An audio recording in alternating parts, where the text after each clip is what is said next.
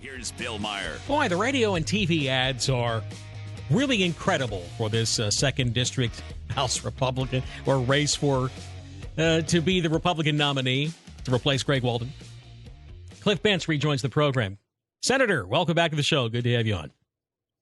Thank you, Bill. Thanks for the opportunity. So, Cliff, I guess we call you former state senator, but you ended up resigning in order to run for this seat here.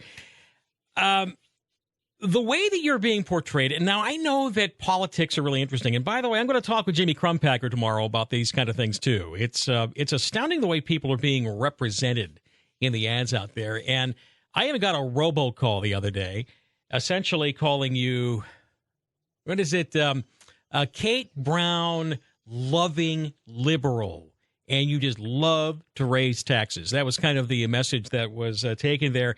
And I may not know a whole lot about you, but I don't really remember that performance when you were a state senator. And I was wondering if maybe you could give me lay on the ground. It's not that I want you to respond to what opponents are saying, because you can say just about anything you want on a political ad and you can't get sued for it. Okay? That's just the way it goes. The First Amendment really protects political speech. But I'm giving you some political speech at this point, and I'm wondering if you could set some records straight here, please. Well, first of all, thanks for the opportunity to speak something that's quite a bit more factual than that which you heard on your on the robocall. Yeah. The fact of the matter is, I think that robocall probably came from Dr. Bueller, and I'm thinking further that he is so accustomed to attacking Kate Brown, he somehow can't get himself weaned from her as a target. So what he's trying to do now is link his normal target, Kate Brown, who, you can't blame him, really. He's run against her twice. He's lost both times, but it's a normal thing for him. And so if he can tie me to Kate Brown, well, that's what he's trying to do. Here's the truth of it. The governor I've known for many years. She was in the Senate when I went into the House, and so, of course, I know her. I wouldn't call her a close friend because she's not. She did invite me up to her office as governor several times. I can probably count them on one hand over the number of years that she was governor and I was in either the House or the Senate. Now, Senator Bertschiger was telling me a few minutes ago that you were his deputy leader at that time. Wasn't that the case? Yeah, that was actually the thing that comes to mind, or the meetings that come to mind that are the most clear in my mind, are the ones where the governor was extraordinarily angry with both Senator Bertschiger and me. They very, very angry, using a lot of words that we most assuredly could not use on your radio show here. Mm-hmm. And her telling us in no uncertain terms what she would do to us if we walked out the first time and then again the second time. Well, we walked out both times. And so to say that we didn't stand up to Kate Brown is ridiculous. And of course, that was when I was assistant leader with Herman. I was also assistant leader in the House to Mike McLean and charged with negotiating the 2017 transportation package. And I walked out of the governor's conference room at least once. It sticks in my mind twice when she refused to put a disclosure piece in for the low-carbon fuel standard. I just said, hey, we're leaving. And walked out. Again, I stood up to Kate Brown. It's just, our friend Dr. Bueller saying things like, he stood up to Kate Brown. Well, he stood up and he lost. We stood up, we walked out, we won. So I'm a little bit taken aback by his attempt to tie me to Kate. It doesn't surprise me. I do blame him. He should know better. He shouldn't go negative. That's a bad thing. I think the voters don't like it. What they want to hear is why he would be a good congressman. What's good about him? And what's happening is he's basically proving he's not going to be a good congressman because he's going on the attack instead of building himself up. He's tearing others down. That's a reflection of someone who's very scared about being a three-time loser. That's what's going on. The one thing I would say, though, is that negative campaigning can be very effective. Otherwise people wouldn't be doing it here, Cliff. I just wanted to mention that to you. There's a reason why people go negative because it can work in a Hail Mary sort of situation. And I just don't like distorted representations of any particular candidate out there. I really don't. That's why if they want to come on, I'll certainly try my best to set some of this straight. Tell us about the compromises done with the transportation bill, because I think that's they're trying to hang that around your neck on well, you're a big taxer, that sort of thing. And well, thank you for asking. So we knew the bill was going to pass. There were 25 Republicans, 35 Democrats. They needed one vote. And so we knew that within our 25, there were several who would make a private deal, and that bill would pass. We knew it. So in other words, cut a deal and get something for their district added into the bill, and then they end up cleaning up a little bit at home, but at the price of selling out the entire Republican caucus, right? There you go. Okay. That's very well put. So we knew that. And so what Mike McLean, our leader, was able to do is say, look, everybody, we'll send Bentz in as the negotiator, and he will do his best to protect the state and protect all of you, as opposed to one of you making some private side deal and the state being the worst for it. So I spent 5 months negotiating this bill, going back, by the way, not every day, but frequently to the full caucus. Newt Bueller was part of that caucus. And I would explain the entire bill and what we were doing and say, is this what you want? This was not on me. This was on the entire caucus. And by the way, so what were the trade-offs? Keeping in mind that I was negotiating from a position of the minority. I had to you're negotiating from the position of weakness, and the only thing you can do is walk out, like you've done a couple of times, right? That's all you can do. You could. No, this is an 017. Oh, 17. So, I'm sorry. This is 17. We walked out in 19, and so this was years before. The walkout was not a tool that even was even discussed at that point. And so the infrastructure concept underlying the bill is one that, forgive me, but I'm on President Trump's side on this thing. We do need infrastructure. The challenge has always been how to keep the Democrats from using the bill as an opportunity to basically throw you out of your car and get you into a bus or a pogo stick, or I'm not sure what, but that was what they were trying to do. And the idea also was that they were going to put in a 25-cent gas tax increase. By my being at the table and Mike McLean holding the team together, we kept it at 10 cents. And more to the point, we were able to phase that in over 6 years. It isn't phased in yet. And we were able to stagger it every other year 2 cents. And by the way, I would add, I'm a supporter of gas tax and also gas tax increases. And I know some people may get angry with me, but people want their roads built and they want their roads rebuilt. Something has to pay for it. And it's one of the few taxes that actually goes to what it's named for. Or, gas tax or actually goes for that. The problem is, though, is that we do have that supermajority in Salem, which has been wanting to carve out a bunch of that and use it for the green agenda. Would that be fair to say, Cliff? Oh, that's absolutely true. And then because we were at the table, the old saying, if you're not at the table, you're on the menu. And yeah. So you're on the menu. And so we were able to do some amazing things and get them into the bill. The one that was the most difficult was getting a disclosure of the cost of the low carbon fuel standard, which is adding between 4 and 6, maybe 7 cents a gallon invisibly. You don't see it. And the environmentalists did not want that called out. And I said, no, we are going to address this low carbon fuel standard, and you will fess up to the Oregonians as to what it's costing. And you know what? It got in the bill. And that was one of the reasons it took until basically the last several days to finally get it done. Because but the people say, well, this was Kate Brown's bill. No, it wasn't. This was a bill that was actually initiated by the Democrats in the House. And in fact, when we were negotiating it, the four co-chair, well, I was the vice chair, but with Brian Boquist and 2 others, I actually asked the governor's representative to leave the room, to get out, goodbye, because it was an obvious attempt by the governor to make the bill her own. Essentially here, Cliff, what I'm trying to illustrate, and this is the reason I wanted to have you come back on, is that the art of compromise, unfortunately, is there. It'd be great to be able to say, hey, we're just going to have everything we want, the highway or either my way or the highway. But, unless you have a supermajority, it's difficult to get everything you want. And even then, the minority party, which the Republican Party was in this particular case, is going to have to do what it can to just cut a deal to make a bad bill less bad. Would that be a good way of putting it? That's how I'm seeing it. It's just the way it works. Well, yeah, you have a choice. You can sit in the corner and vote no and get run over, squashed, and let your district get hurt, or you can walk out, which is a technique that we had not adopted in those years. And or you can sit there and do your very, very best to make the thing work in a way that's not destructive to your community and try to hold your community, make your community better for it. By the way, I put $30 million in the bill for Medford. You can talk to good grief. Kim Wallen? One of you guys. John Watt. Oh, John Watt, okay. About it. John will tell you exactly what we did and how we did it to get that $30 million for seismic protection of Medford in the bill.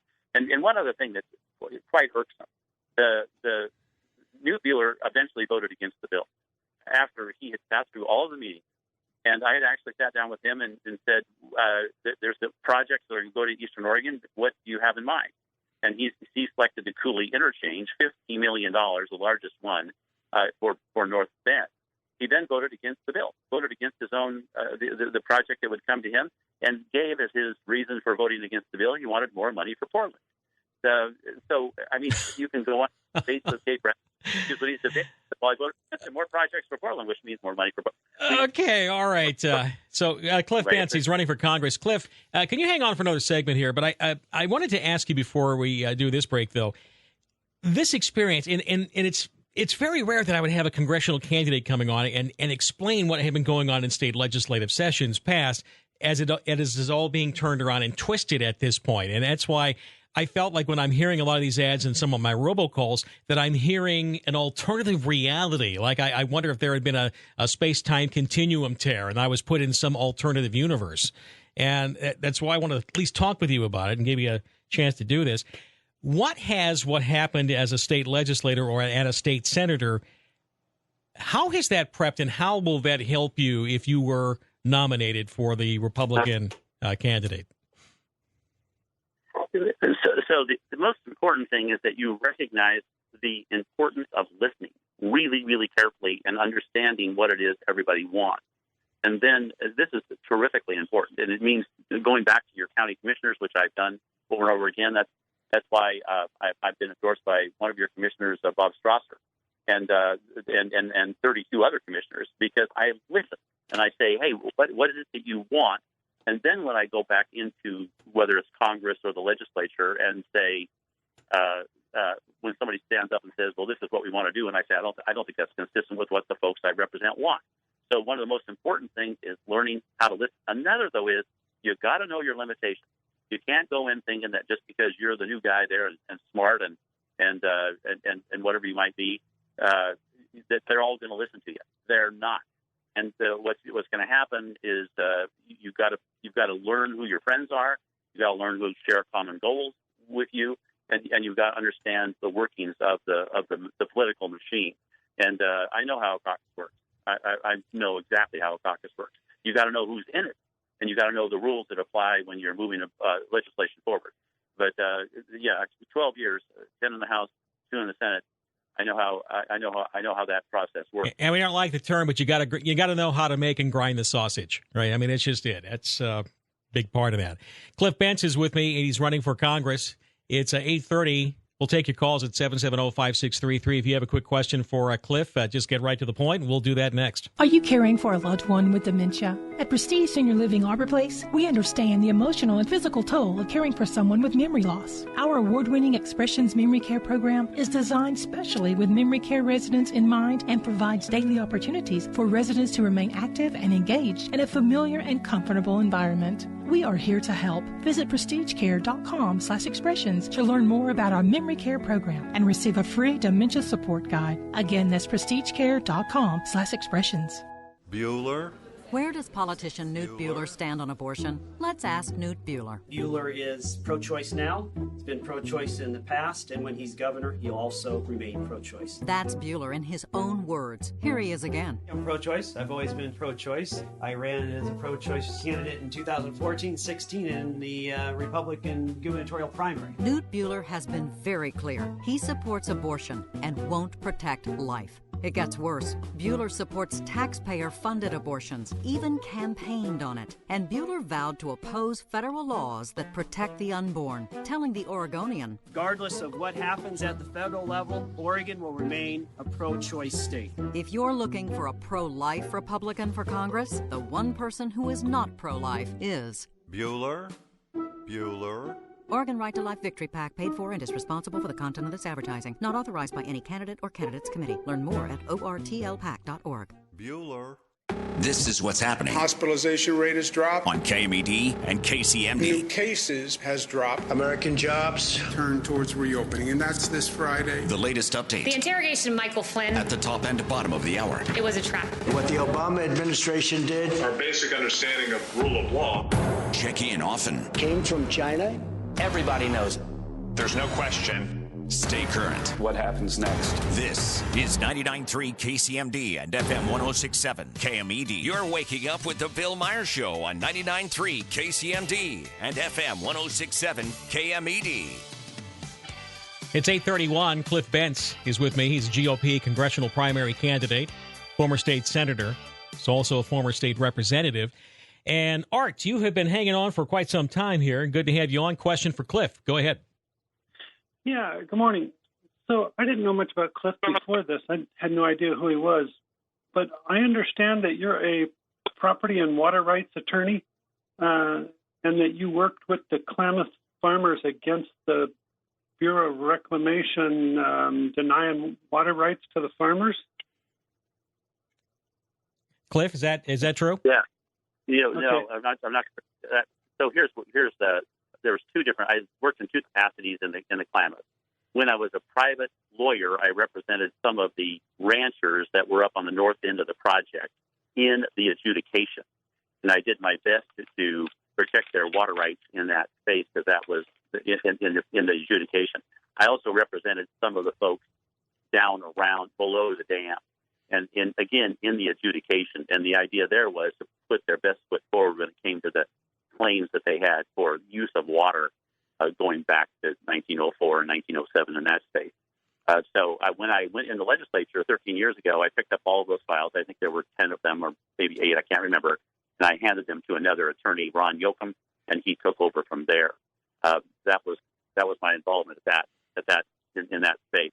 I also, when I got in the legislature, I led the opposition to the dam removal bill.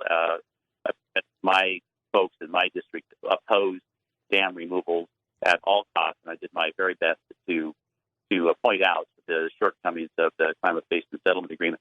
I lost that argument. The settlement agreement passed, and then ultimately fell apart without federal funding. Hey, Cliff, I wanted to ask you, Art, I'll let you have one more question. You had a question here on the screen about Senator Wyden's logging plan. Go right ahead. Yeah, that's what I actually called about. So in today's Mail Tribune, Ron Wyden has introduced a multi-billion-dollar bill to reduce wildfire fuels. He wants to give $5.5 billion to the U.S. Forest Service and the Badland Management. He wants to give another $9 billion to train and hire people to restore the watersheds, and another $6 billion to put people to work tackling projects and maintenance backlogs at the U.S. Forest Service. Well, couldn't we just log with private enterprise and basically do the same thing? Okay, let's let him answer that. The other, thanks for that call, Art. I just don't want to burn up too much daylight. I would also add is that when I hear about watershed restoration, that sounds suspiciously like this would be this would be money to facilitate the yanking of the dams, Cliff. And I'm wondering if you you might respond to that. What he asked. Right. Okay. So the short answer to his question is yes. If we could get back into the woods, we would be spending that kind of money. Which, by the way, I'm going to take a wild guess here and say that what the senator is doing is looking at this sudden realization, if that's the right word, that trillions of dollars can be spent without having to worry about paying them back. I disagree with that, and there's got to be some sensitivity, which I think the Senate and the House Republicans are saying, wait a minute, slow down. This money is real, and one way or the other, we're going to pay it back. But I think what maybe the senator is doing is saying, hey, if we have this free money, let's throw it at the forest problems, and that's why you see suddenly all of those billions cropping up. This is not to understate the need. There is no doubt in the world we've got to get back in the forest and reduce the amount of wood and debris and fuels that have grown up around so many of our towns and putting so many people at risk. We absolutely have to do that. I know down in Medford, you guys are just plagued with the smoke. Ashland, it's horrid. It's going to get worse. We need to do something. Yeah, between the COVID shutdowns and then potential smoke, it's a kind of a 1-2 punch here. Cliff, the Klamath Basin Compact is still in effect. It is still settled law. It was passed by Congress many years ago, as you well know. You were fighting to keep these dams in. Would you be a yes or no vote if this if it ends up coming into Congress that, we're going to get rid of that compact, yank those dams out, because it still hasn't been funded or approved by Congress, essentially, which is what's going on? Yeah, well, I'm going to be a no vote on taking the dams out. But I'll tell you, it's super. Like I said earlier, it's super important that you go to the community that you represent and you say, what is it that you people want? Now, the challenge in the Klamath is that there's a whole bunch of people that want a whole bunch of different things. And so you have to, and I already started this. I went down 2 weeks ago to the Klamath, and I drove down in one day. It was a long day, 700 miles in one day, about 11 and a half hours of driving. But I drove down, spent 5 hours there listening to one group, and I've offered to drive down again after the election and listen to the next group, and then the next group, and the next group, so you understand what the local community wants. That is the most important thing. But my initial position is always going to be, let's not take the dams out, because the next step is going to be to take out the Snake River dams. The next step is going to be to take out the Columbia River dam. And those pieces of infrastructure once gone are never coming back. We can't do that. It's 8:37. Can you hang on for one more segment here, Cliff? Okay. Can you do that? Yeah. All right. Because we have a lot of people want to ask you questions. 770-5633. Across Oregon, they are the frontline workers fighting the coronavirus. They are doctors, nurses, and first responders. They are grocery store workers. They are volunteers. They are sanitation workers, farmers, delivery drivers, and law enforcement. At SAFE, Oregon's workers' compensation insurance company, we admire your dedication, determination, and skills. To Oregon's workers and our 53,000 policyholders across the state, thank you for showing us what strength is. Learn more at SAIF.com. KMED and KCMD News, sponsored by Valley View Nursery, your only nursery with online pricing. Visit valleyviewnursery.com. They're closer than you think. From the KMED and KCMD newsroom, Shane Michaels here with a look at your headlines. The Josephine County Sheriff's Office is looking into a woman's claim that a man shot out her window on Saturday along Galease Road near Grave Creek Road. The woman claims a man in a gray Mercedes SUV told her that something fell off her vehicle and damaged his. When she declined to give him her insurance information, he pulled a gun and shot out her window. Nobody was hurt. Deputies did find a spent casing and broken glass at the scene. Well, dozens of cars and trucks were lined up at the Argo boat ramp on Saturday to take advantage of some unusually hot weather over the weekend after being cooped up for so long over the span of the coronavirus pandemic. Well, the primary election is coming up, and if you'd like to mail in your ballot, be it known that Thursday will be the last day that you can do so in order for your ballot to reach your county's election office in time for it to be processed. Of course, you can still drop it off in the box at your elections office.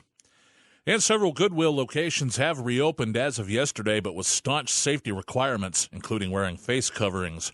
Stores that are open 10 a.m. to 7 p.m. daily will include Ashland, Central Point, Medford, and White City. The Grants Pass store will remain closed for the time being. Yeah, that's a look at your headlines. For these stories and so much more, you can always head over to our website, kmed.com. Don't forget to find and like us on Facebook, and you can follow along on Twitter as well. From the KMED and KCMD newsroom, I'm Shane Michaels reporting. Thanks, Shane. It's 20 before 9.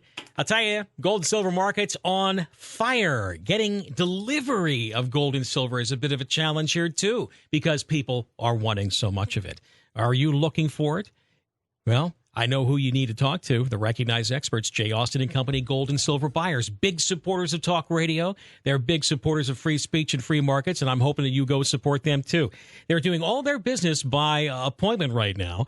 Call for yours today at 955-2985. It is definitely worth a drive to Grants Pass and to the Ashland store. Either one, definitely there. And so if you're looking to buy, get your orders in. If you have it to sell, excellent time to be talking with them also. And if you have gold, silver, or scrap gold and you need to liquidate, these are the guys to go to. Like I'd mentioned, worth the drive.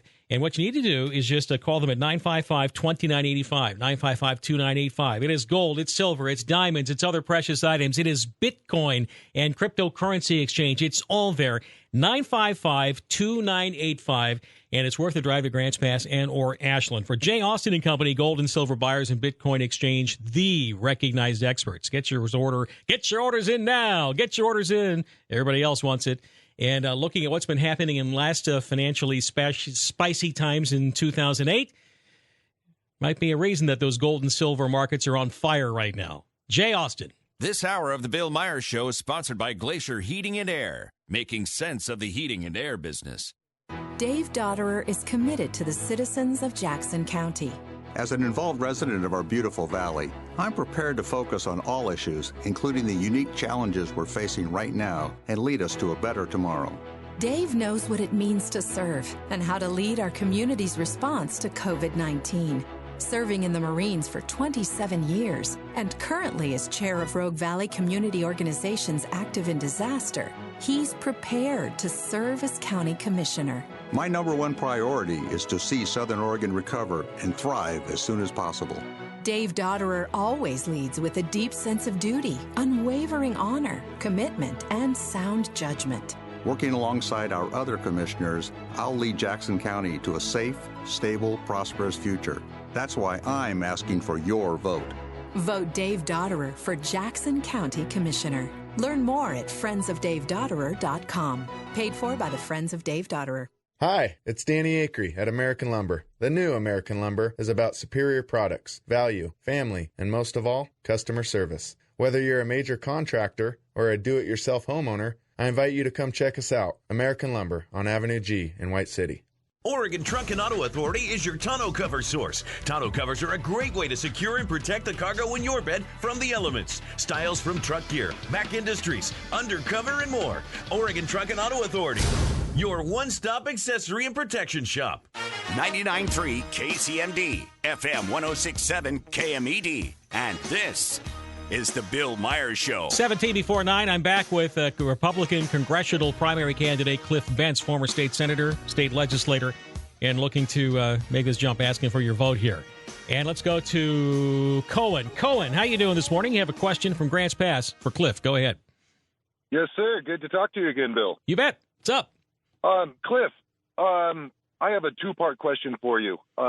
First of all, is it possible that Governor Kate Brown is currently sandbagging her unemployment numbers to later affect the national election? And second, is it possible, or what would you do to facilitate the unemployment checks getting to Oregonians more rapidly and efficiently?